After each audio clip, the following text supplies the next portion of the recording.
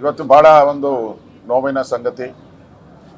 ನಮ್ಮ ಜೊತೆ ಮಂತ್ರಿಯಾಗಿ ಶಾಸಕರಾಗಿ ಕೆಲಸ ಮಾಡಿದಂಥ ನಾಗೇಶ್ ಅವರು ಇವತ್ತು ನಮ್ಮ ಮಧ್ಯೆ ಇಲ್ಲ. ಭಾಳ ದಿನಗಳಿಂದನೂ ಕೂಡ ಅನಾರೋಗ್ಯದಿಂದ ಇದ್ದರು. ಅವರು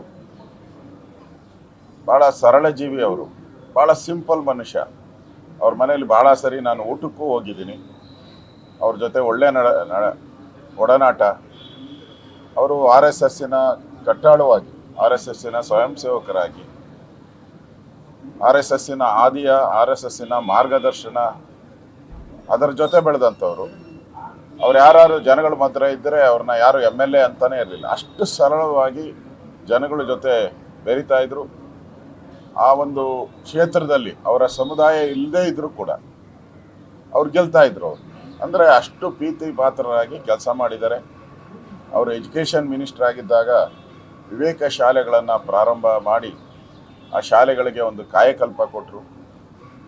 ಭಾರತೀಯತೆ, ಭಾರತದ ವಿಚಾರಗಳನ್ನು, ನಮ್ಮ ದೇಶ ಭಕ್ತಿ ಮೂಡಿಸೋವಂಥ ಒಂದು ವಿಚಾರಗಳನ್ನು ಭಾಳ ಪ್ರಖರವಾಗಿ ಅವರು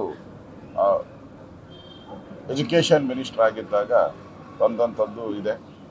ಭಾಳ ದುಃಖದ ಸಂಗತಿ. ಇವತ್ತು ಅವರು ನಮ್ಮ ಮಧ್ಯೆ ಇಲ್ಲ. ಅವರ ಆತ್ಮಕ್ಕೆ ಶಾಂತಿ ಮತ್ತು ಅವರ ಕುಟುಂಬಕ್ಕೆ ಈ ದುಃಖವನ್ನು ಭರಿಸುವಂಥ, ಅವರ ಅಭಿಮಾನಿಗಳಿಗೆ ಈ ದುಃಖವನ್ನು ಭರಿಸುವಂಥ ಶಕ್ತಿಯನ್ನು ಆ ಭಗವಂತ ನೀಡಲಿ ಅಂತೇಳಿ ನಾನು ಆ ಭಗವಂತನಲ್ಲಿ ಪ್ರಾರ್ಥನೆಯನ್ನು ಮಾಡ್ತಾಯಿದ್ದೀನಿ.